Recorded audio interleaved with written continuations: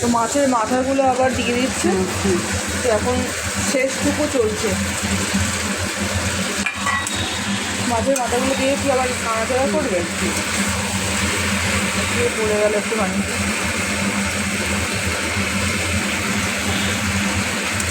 একটু মিষ্টি দেবে না মিষ্টি ছাড়া? না, একটুখানি স্বাদ মতো মিষ্টি দেবো, নাহলে তো ভালো হয়।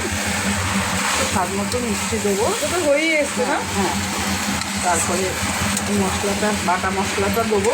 মানে সবজিটা সেদ্ধ হয়ে গেছে। হ্যাঁ হ্যাঁ। আচ্ছা, একটু মাখা মাখা হয়ে গেছে, তারপরে মাছের মাথাগুলো ভেজে ছিলে যেটা, সেটা ওর মধ্যে দিয়ে দিলে, দিয়ে এবার একটু আবার নাড়াচাড়া করছে। এবার এই মশলাটা যে মশলাটা বেটে রেখেছিল সেটা আবার ওর মধ্যে দিয়ে দিচ্ছে। এবার একটু স্বাদ মতো চিনি দেবো। এই মশলাই হচ্ছে মেন না? হ্যাঁ, ওটাই সেন্ট হয়। ওইটাই আদা রাঁধুনি বাটা। আরেকবার বলো কি মশলা বাটা? আদা রাঁধুনি বাটা। আদা আর রাঁধুনি বাটা। একটু স্বাদ মতো চিনি দিয়ে দিলাম।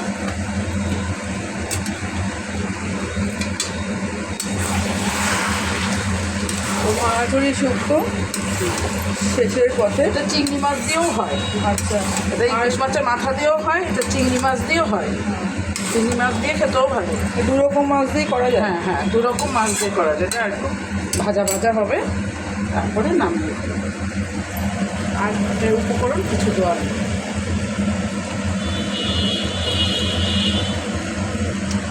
গন্ধ তো ভালোই আসছে। এর আদা রাঁধুনি বাটার একটা সেন্টই আলাদা আসে।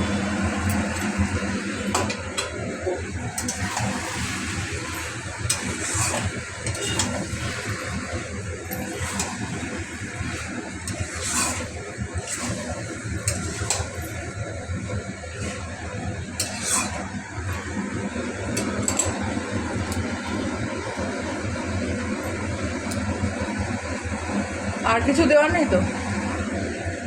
আর কিচ্ছু দেওয়ার নেই, সব হয়ে গেছে দেওয়া। এবার নামিয়ে দেবো।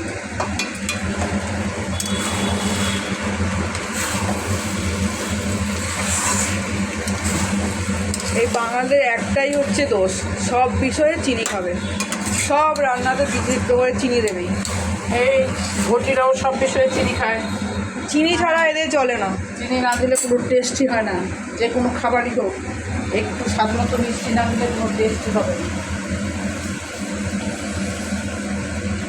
তার জন্য কি ইলিশ মাছ রান্না করবো চিনি দেবো, না মাছের ঝাল ঝোল? আচ্ছা, হয়েছে, ঠিক আছে।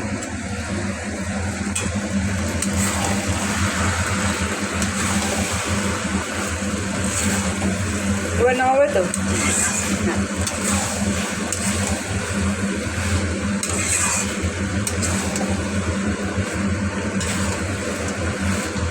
মশলাটা দিয়ে একটু ভালো করে কষাতে হবে, এটা হচ্ছে ব্যাপার।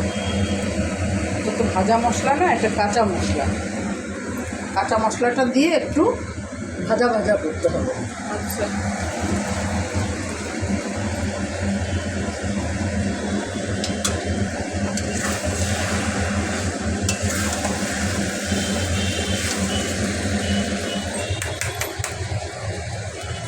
দেখাচ্ছি।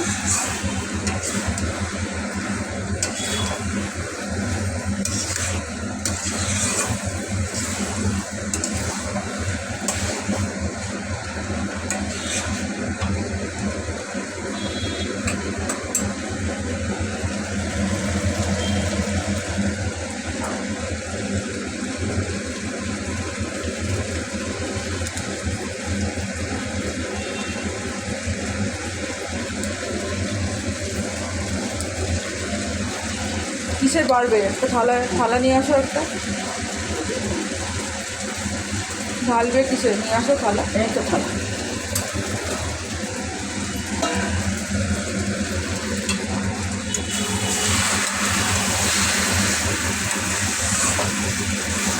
একটা জিনিস কি, সবজি বা যে কোনো জিনিস ভালো করে কষলে পরে সেটা আলাদা স্বাদ হয়। ভালো করে কষাতে হবে, এটাই হচ্ছে কথা। হয়ে গেছে, এবার থালার মধ্যে সার্ভ করা হয়ে গেছে।